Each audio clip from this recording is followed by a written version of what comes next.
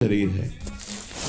आपका कल्याण तो निश्चित है, लेकिन यदि आप यहां हजारों का कल्याण करके नहीं गए तो आपका साधु वेश धारण करना किस काम का। अपने कल्याण के लिए तो कोई खास बात नहीं। हमारी साधना अपने कल्याण के लिए नहीं होती, ध्यान रखना। हमारा कल्याण तो जिस दिन हम गुरु की शरण में हुए उसी दिन हो गया। अब हम साधना करते हैं इस जगत मंगल के लिए। साधु का पूरा जीवन परोपकार के लिए होता है, परहित के लिए होता है, दूसरों के दुखों का नाश करने के लिए होता है। रात दिन भजन करके फिर संकल्प बनता सर्वे भवन्तु सुखिना सर्वे सन्तु निरामया। इसलिए पूरा जगत उसे नमस्कार करता है। आप सबसे प्रार्थना है, इस नाशवान मलमूत्र बनाने वाले शरीर को प्रिय मानकर केवल खान पान विश्राम शयन इसी में काटते रहोगे, जीवन रंग नहीं लाएगा। रंग लाने के लिए गुरु आज्ञा की कसौटी में कसना होगा, तब आप प्रियालाल की सेवा के आभूषण बनेंगे, तब आप प्रियालाल के श्रृंगार सेवा में आएंगे। बिना कसौटी में कसे, बिना आग में तपे निर्विकार नहीं होता। एक बार हिम्मत करो, तुम शरीर नहीं हो, ये शरीर छूटेगा, तुम्हें दिव्यता प्राप्त करनी है। दिव्य पार्थिव शरीर की आसक्ति वाला नहीं अनुभव कर सकता, इससे ऊपर उठो। बहुत घटिया सोच है। यदि ये सोच बनी रहे कि मुझे अच्छा खाने को मिले, अच्छा सोने को मिले, अच्छा रहने को मिले, बहुत घटिया सोच है। रात के 12:30 बजे जग गए, अपनी दिनचर्या में लगे, 10:30 बजे तक लगे रहेंगे, फिर जाके। ये हम इसलिए कह रहे हैं कि आप स्वस्थ हैं और आप कमाई नहीं कर पा रहे, चाहे गृहस्थ हो या विरक्त। अरे मरना है यार, जाना है यहां से। अच्छी नाम की कमाई कर लो, अच्छी अध्यात्म की उन्नति कर लो, लाखों का कल्याण कर दोगे। सतरति सतरति सा लोकाम तारयति। हमारा जन्म दूसरों का मंगल करने के लिए हुआ है। आप विश्वास कीजिए, बहुत घाटे का सौदा हो रहा है, बहुत घाटे का। किसको चढ़ाएं, किसको उत्तम रीति में पहुंचाएं। जब तक हमारी आज्ञा पर तुम बलिदान होना नहीं चाहोगे, तब तक नहीं बन सकता। पंच प्यारों की रचना जानते हो कैसे हुई थी? हमें तुम्हारा रक्त चाहिए, तुम्हारी गर्दन चाहिए। खड़े हो सभा में कौन? तो एक खड़े हुए, अंदर गए और ऐसे रक्त की धारा चल पड़ी। अब दूसरा कोई खड़ा हो। 5 केवल खड़े हुए थे लाखों की सभा में। फिर 5 को निकाल के लाए, क्योंकि काटा नहीं था, वहां केवल लीला की थी। अन्य रक्त की लीला केवल हुई थी, वहां किसी की हिंसा नहीं हुई थी। सब आश्चर्यचकित हो गए। ये हैं 5 और एक एक से इतनी सामर्थ्य भर दूंगा कि 1.25 लाख को एक परास्त कर देगा। परम पूज्य श्री गुरु गोविंद सिंह के वचन। एक को 1.25 लाख परास्त करने वाली सामर्थ्य तैयार करो, क्यों? प्राणों को बलिदान कर दिया। नारायण अति कठिन है हरि मिलन की बाट, या में पग पीछे धरे प्रथम शीश दे काट। चाहे गृहस्थ हो चाहे विरक्त, दिव्यानुभूति के लिए तुम्हारा मानव शरीर मिला है, पार्थिव भोगों के लिए नहीं। पर इसमें आपको अपनी कृपा करनी बकाया रह गई। सब कृपा आपके ऊपर है, आप अपनी कृपा कर ले। बस इसमें हमें सब घाटा नजर आ रहा है। गुरु कृपा, धाम कृपा, इष्ट कृपा, शास्त्र कृपा। गुरु लाखों ने बनाया, लेकिन गुरु की बात मानने वाला कोई बिरला ही है। ऐसा नहीं कि नहीं है, पर वो इतने में अंगुली में गिने जाएं। तो एक साधु जब साधना करता है तो प्रांत को पावन कर देता है, और सैकड़ों साधु जहां भजन करे तो राष्ट्र को पावन करने की सामर्थ्य रखते हैं। इसलिए जगो, मोह निद्रा से जगो। तुम मानव नहीं हो, तुम भगवान की दिव्य अंश हो। तुम्हारा जन्म ही हुआ है दिव्यता के लिए, पशुता के लिए तो अन्य योनियां हैं। निद्रा भय आहार मैथुन ये पशुता है, इसके लिए अन्य योनियां हैं। तुम दिव्य नारायण स्वरूप हो, हरि स्वरूप हो, अपने स्वरूप की तरफ बढ़ो। ये सब छोड़ो, ये आंतरिक वृत्ति को सुधारो भाई। खान पान विश्राम ये कुछ नहीं है, कुछ नहीं है। पूरा जीवन खाते खाते मर जाओगे, फिर भी रसेंद्री तृप्त नहीं होगी। भोगते भोगते मर जाओ पर जनेंद्री तृप्त नहीं होगी। देखते देखते मर जाओ पर नेत्रेंद्री तृप्त नहीं होगी। ये कैसा झूठा नाटक। इस नाटक का पर्दाफाश करने के लिए तुम जन्मे हो, अपने हृदय के नाटक का पर्दाफाश करने के लिए। यही सुकृत है, यही तप है। और ऐसे हृदय वालों का आकर्षण श्री प्रियालाल करते हैं। बिना देखे जीवन चला जाए तो धिक्कार है जीवन को। क्या देखना है? प्रिया प्रीतम को। इन्हीं आंखों से ऐसे स्पष्ट, इन्हीं नयनन सब सुख देखें, अपनो जन्म सुफल करी लेखें। इसके लिए श्रीपाद वर्णन कर रहे, सुक्षीणा धमनी ततो मृज वपु केशो जरत कंथया कौपीनेन चचीर खंडक कृते नाढ्योति सौम्याकृति तूष्णीका सकला धमाधम इवात्यंतम विदूरे चरन श्री राधा पद दास्य लीन हृदयो वृंदावने श्याम कृति। बोले इतना साधन में तन्मय है कि भोजन बहुत अल्प हो गया, इसलिए सुक्षीणा धमनी, नस नाड़ियां एक एक गिन लो। देखो यह है अपने ऊपर कृपा। और आपसे सच्ची कहते हैं, कई कई दिन भोजन न मिलने पर भी ना शक्ति का ह्रास और न निराशा न चेहरा उदास। कैसे? साधन बल। आसनों में बैठने वाला, प्राणों का संयमन करने वाला कभी भी तेज रहित नहीं हो सकता, उत्साह रहित नहीं हो सकता, क्योंकि उसके पास बहुत बड़ी सामर्थ्य है। भजन, ब्रह्मचर्य, आसन, प्राणायाम, बहुत बड़ी सामर्थ्य, बहुत बड़ी किसी भी संप्रदाय का हो, यह अत्यंत आवश्यक है, अत्यंत आवश्यक है। कोई सुन नहीं रहा। ये अपने ऊपर कृपाए राग त्यागी वैरागी कहलाने वाले आप हैं, परमार्थ के पथिक हैं। सुक्षीणा धमनी ततो मृज वपुः केशो जरत कंथया। शरीर की एक एक नस नाड़ी गिन ली जाए ऐसी, क्योंकि अल्पाहार। पूज्यपाद उड़िया बाबा, पूज्यपाद मग्नानंद सरस्वती जी महाराज, श्री स्वामी अनंग बोधाश्रम जी, रोटी राम बाबा, एक सितवा बाबा, ऐसे ऐसे सिद्ध महापुरुष। एक दिन सितवा बाबा जा रहे थे तो गांव में पहले शौच बाहर जाया जाता था, तो एक लोटे में 3 माताएं शौच। उनमें से एक ने कहा कि तुम्हें कितना? तो बोले 2-3 चुल्लू। बोले हाथ तो साफ नहीं हुआ होगा। बोले आटा लगाना है, साफ ही हो जाएगा उसमें। विनोद में उसने कहा आटा लगाने में तो साफ ही हो जाए। उसी समय सितुआ ने संकल्प लिया, आजीवन कभी रोटी नहीं खाऊंगा। तो अन्न भुंजवा लेते और वो से इतना ऐसा। वो बड़े सिद्ध महापुरुष है। रोटी राम बाबा जिस समय प्रधानमंत्री इंदिरा गांधी थी, ये दर्शन करने जाया करती थी, जिससे देवराहा बाबा के से बड़े सिद्ध महापुरुष रोटी राम।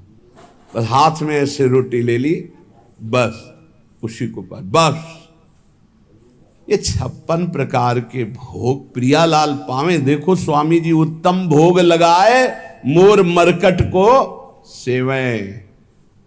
ऐसे प्रसाद बिहारी जी का ले लेते हो सब। और आप चना पाके, हे भाई कमाने आए हो, लक्ष्य पे तीर एकदम अमोघ बाण की तरह जाना चाहिए।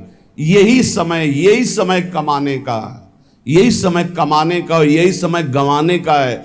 जिसकी जवानी तप में, उसकी वृद्धावस्था महान आनंद में। जिसकी जवानी भोग में, उसकी वृद्धावस्था दुर्गति में। कागज में लिख लो। और जिसका प्रारंभ से भजन उसका अंतिम भगवदाकार निश्चित। जिसका प्रारंभ विषयाकार, अंतिम बदलना बड़ा कठिन। ये जीवन की बातें कह रहे हैं। सुक्षीणा धमनी ततो मृज वपुः। कैसे कैसे तुम्हें बताएं, लक्ष्य ही नहीं है तो कैसे बताएं। लक्ष्य जब बन जाएगा तो नहीं खान पान ते भावे है, नहीं कोमल वसन सुहावे है, सब विषय लगे ते खाला है, हरि आशिक का मग न्यारा है। हलवा और गुलाब जामुन पाने वाले लाखों हो सकते हैं, लेकिन प्रियालाल के लिए आंसू बहाने वाले दो कहो हरिवंश रस बिरलो समझनहार, एक दो ही जो पाइए खोजी सब संसार। सत्य सत्य परम सत्य बात कह रहा हूं।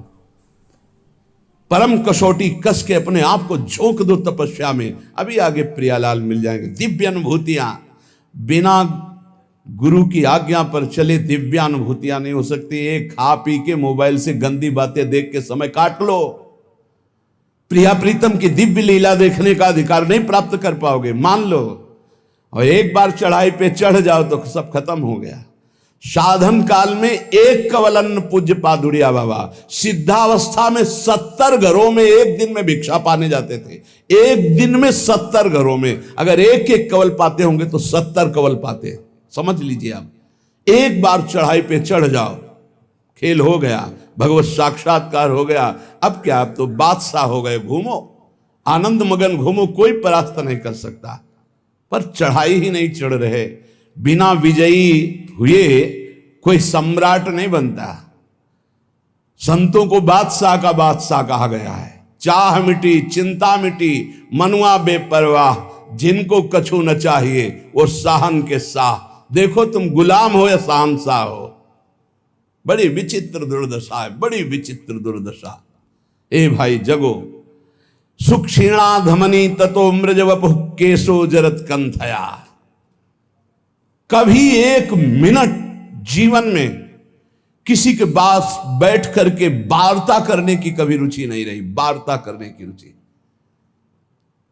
यहां वृंदावन तक में ये बलराम ब्रजवासी जब मिलने आते थे तो सबसे ऊपर छत में पद्मासन लगाए बैठे।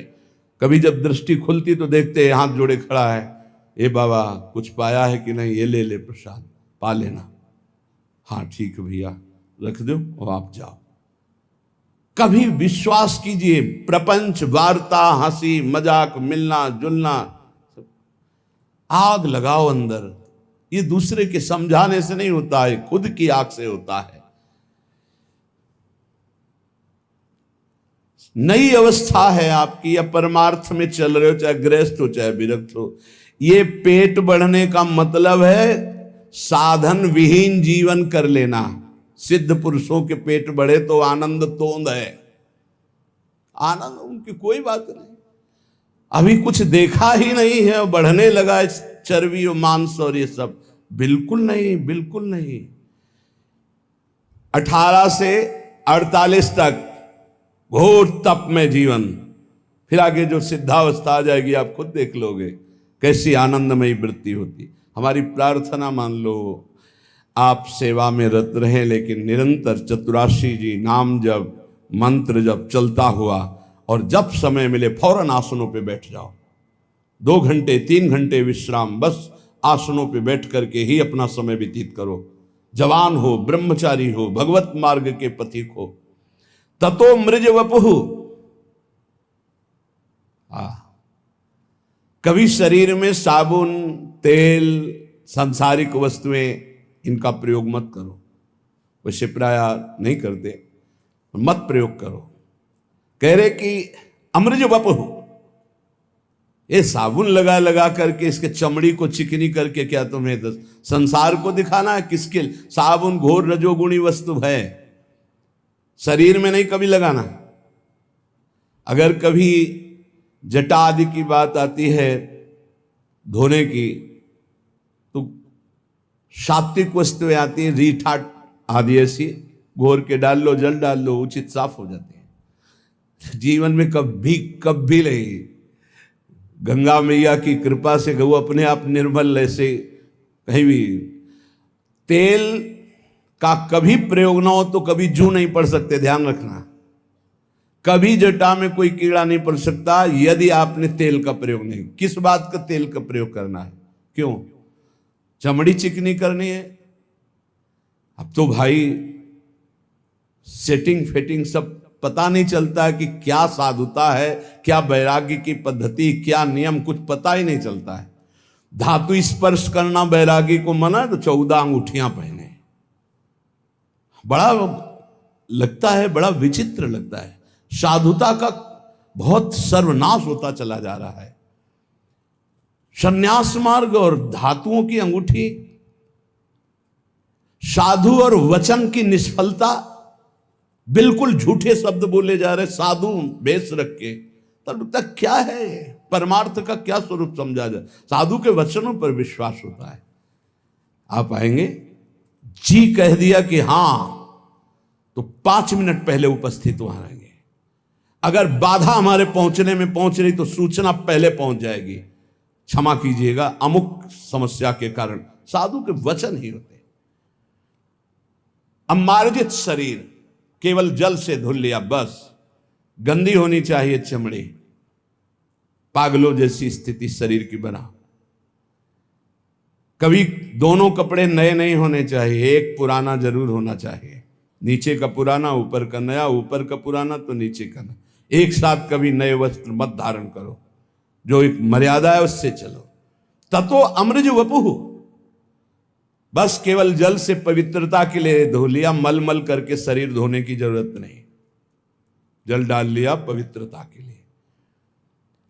और कह रहे केशो जरत कंठया, बालों को कंघा मत फेरो, जटा रूप में परिवर्तित करो। श्रीपाद कह रहे, आज्ञा कर रहे। किसी किसी का स्वभाव होता है महीने, 1.5 महीने, 2 महीने में बना लेना, वो बराबर। 2 ही मार्ग हैं, एक जटा रखना, एक बना। पूर्वाभ्यास इस शरीर का रहा है, 10-12 वर्ष में मुड़वा ले तो मुड़वा ले, 10-12 वर्ष तक ऐसे पड़े रहने का। किसी किसी का अभ्यास होता है, जैसे पूज्य गुरुदेव भगवान प्रति 2 महीने में। 2 ही पद्धतियां हैं। वस्त्र कंथया कौपीनेन च चीरखंड कृते, 2 लंगोटी, 2 अचला, एक ऊपर का ओढ़ने का। जब तक ये फट न जाए, कोई दे रहा है तो स्पर्श किया जाता है, उसकी मर्यादा है। हमें नहीं चाहिए, ऐसे नहीं बोला जाता। कोई दे रहा है तो पहले उसे लिया, माथे से लगा लिया, फिर वापस कर दिया। बहुत अच्छा लगा। जो सुलझा हुआ, अभी एक कर्नाटक से सन्यासी जी आए थे, उनको वस्त्र दिया, लिया, ऐसे माथे पे लगाया, और बहुत जो शास्त्र सम्मत साधु संघ के एक एक उनके आचरण प्रमाणित होते हैं। ऐसा नहीं कहा मुझे नहीं चाहिए, लिया उन्होंने, माथे पे लगाया और सूंघा भी, फिर इनको दे दिया, ये ले लीजिए। नहीं चाहिए हमें, हमारे पास है, बस साधु हैं। बहुत अच्छा लगा, बहुत अच्छा लगा।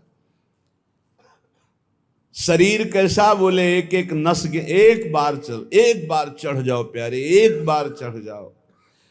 इस अध्यात्म की ऊंचाई पर पहुंचने के लिए एक बार ये अविद्या को छीड़ करो। ये शरीर अविद्या है, अविद्या, घोर अविद्या।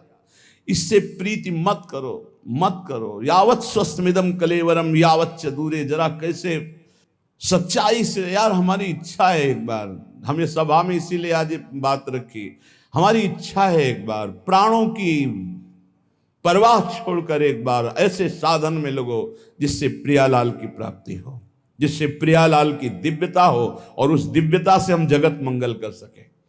एक दिन बलराम ब्रजवासी ने कहा, बाबा तुम हो तो चल रहा है, सत्संग सुनने को मिल रहा है, तो आप चले गए तो फिर क्या होगा?